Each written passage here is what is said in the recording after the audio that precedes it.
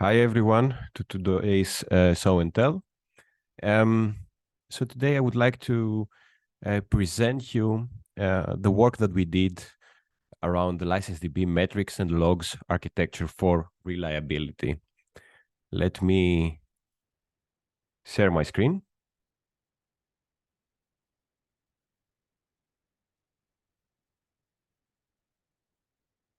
Okay. So what this is about, right? So this work became relevant while we were working on making CVS, so continuous vulnerability scanning, GA. So the reliability team needs to have our metrics and logs ingested in their system. So in case things go wrong, they can actually be able to troubleshoot and identify the root cause of the problem. And in case you are not familiar with LicenseDB, is our own project. We have our own infrastructure there where we collect packets metadata information and we store it in some public buckets so that Rails instance, so GitLab instances, can actually sync and retrieve this data. So let me change the slide. Yes. So this is the overall architecture, which I'm going to try to explain. Let me start from the right side. This is the reliability teams project, right? So it's their realm, and this is what they are currently using for metrics and logs. So Mimir is their current solution for collecting data. They used to collect data with Thanos, but they have recently migrated to Mimir.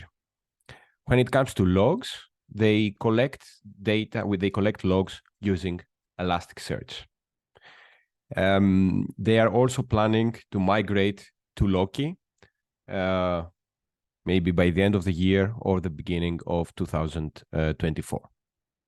But for now, we use their latest solution for metrics, and at some point, we need to also migrate and also use Loki.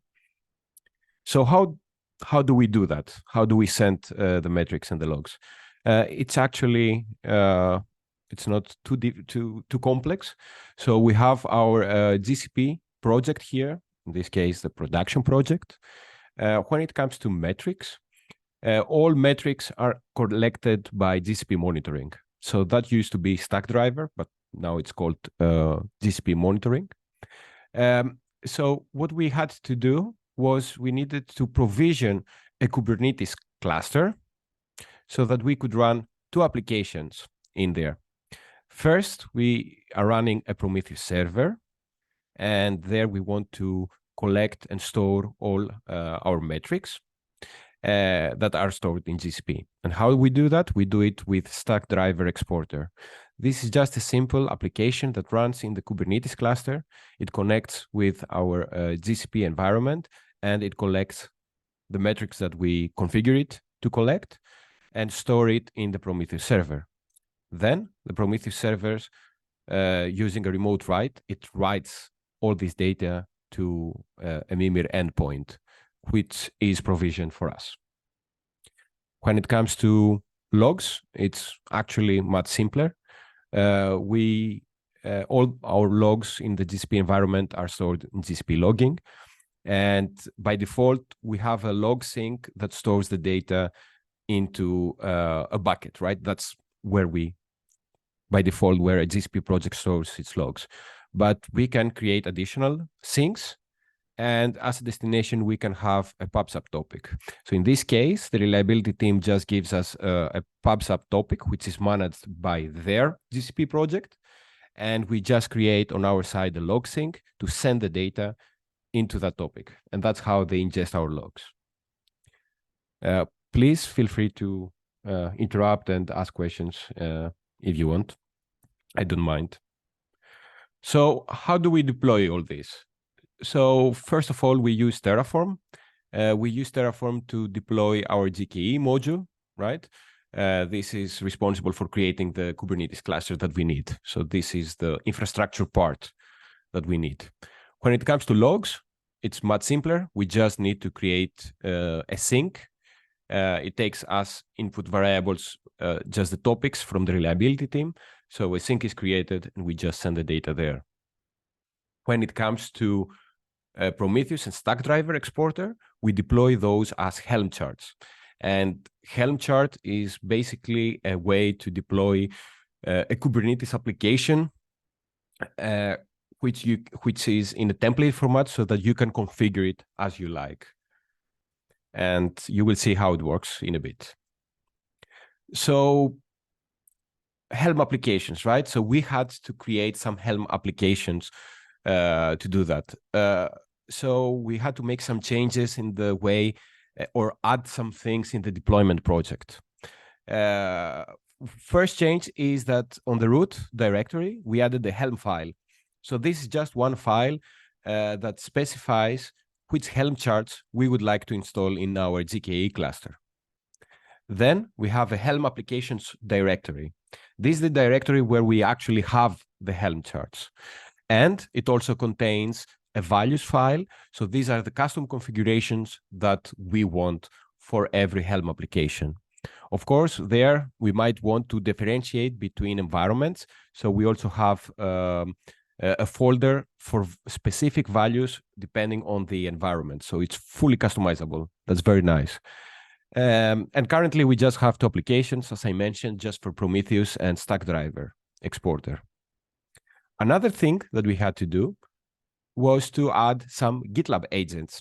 So in order to have automation in place to do changes, we need to be able to deploy directly on the GKE clusters, so on the Kubernetes clusters.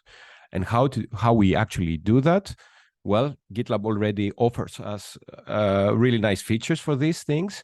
So we just need to connect our Kubernetes cluster with the deployment project, and this is done through a GitLab agent. So GitLab agent is basically just another Helm chart that we deploy in order to connect. And I'm going to show you also in practice how this works. So how do we actually deploy this, right? How do we deploy these changes in the Helm charts?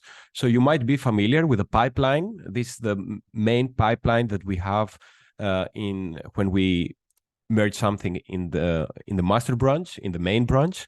And as you can see, we have some new stages with some jobs here. So there is the diff Helm. So basically this works very similar to what Terraform Plant does, right? So it shows what it has changed. So if you have made some changes in the Helm applications, then it's going to compare the new state with what is currently deployed in the Kubernetes cluster. It works like a dry run. It will just show the difference. And then we have some manual actions to actually do the sync. So basically do the actual deployment. So I think it's pretty easy. So what I want to show you are just the changes a bit in the deployment project. I want to show you how to see metrics in Grafana and how to see also logs in Elastic. So let me go straight to it. So this is the deployment project. This is where we have all our Terraform and all our Helm charts. So as you can see here, we have this one file. This is the Helm file that specifies basically two applications. One is for Prometheus and one is for the Stackdriver exporter. Now we also have this folder here, the Helm applications. And here is where we actually store all the Helm related things. So for Prometheus, we have a Helm file and we also have a values file where we have specific configurations. Going back, if we go now to operate and then Kubernetes clusters, you see here that we already have two connected clusters, one that runs on our development environment and one that runs on our production environment. This is very nice because this is what we actually use in order to directly deploy our Helm charts on the Kubernetes cluster. By the way, just to show you how we actually connect these things, if I go here on .gitlab, we have this agents directory where we just create a configuration for dev and product and prod agent. And this is for now just an empty file. You don't need to do anything else. For instance, if we want to enable operation container scanning, this is the file that we need to add that configuration. Then going to logs, you can connect to log.gprd.gitlab.net, and you can just go here on the data source or the data view, as they call it, and then let's search for LicenseDB.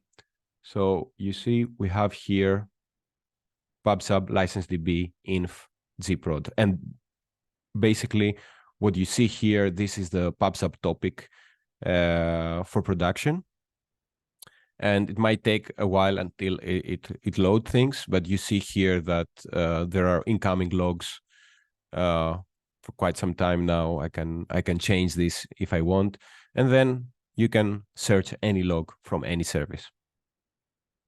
And finally, let me show you how to see metrics.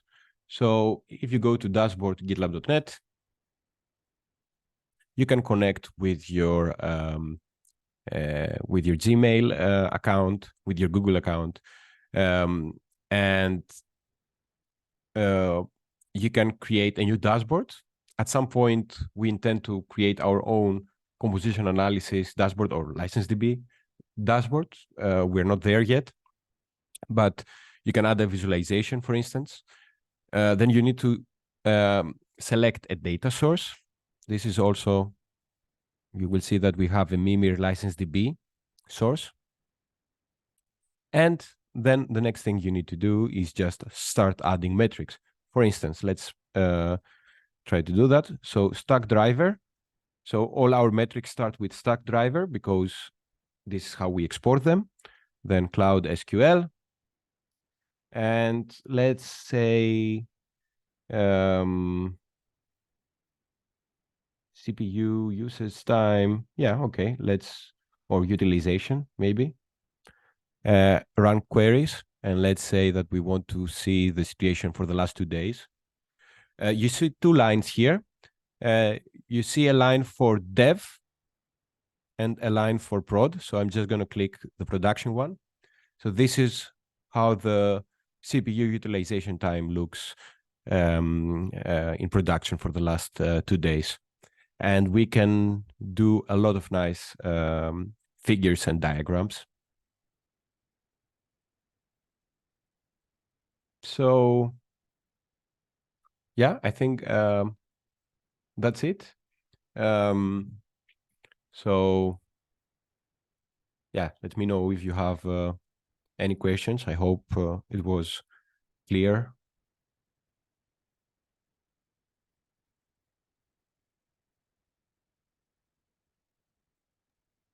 Thanks, Nick. I have a small question. This tends to add new steps to the pipeline for the deployment project.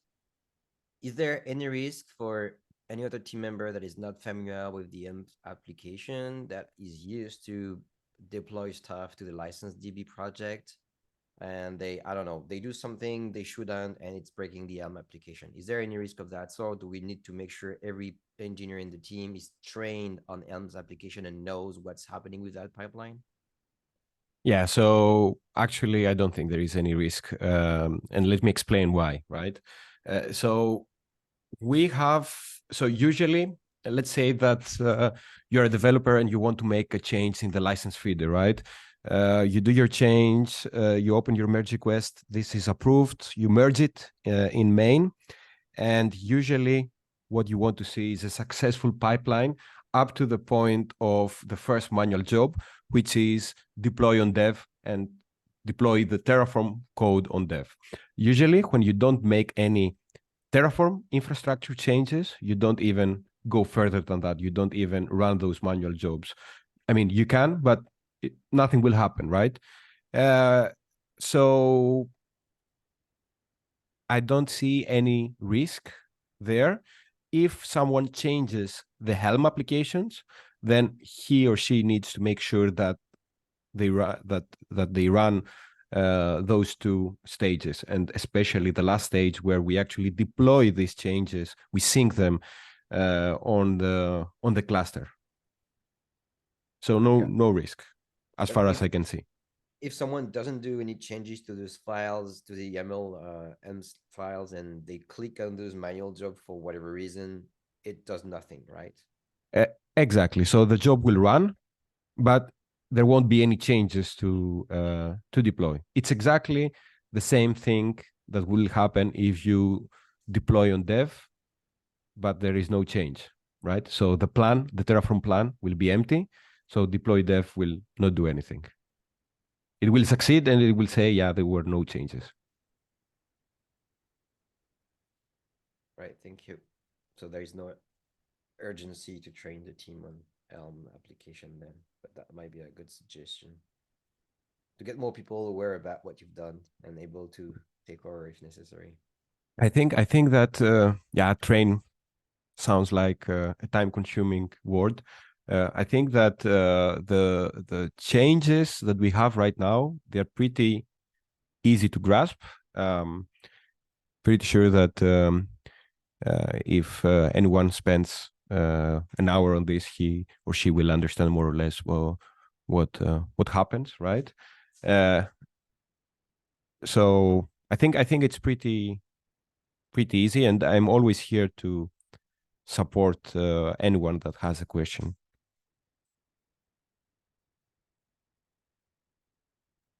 Do you think it's worth linking to this recording from the docs? Yeah, to the docs, I guess you mean the deployment docs? Yeah. Yeah, we could do that, of course. That's a very nice idea. And since you mentioned docs, we have also updated the documentation of the deployment project on how to interact with Helm charts and also how to view logs in Elasticsearch. And I just opened also a merge request on how to see metrics on Mimir. So on Grafana, basically, not on Mimir. So everything should be there.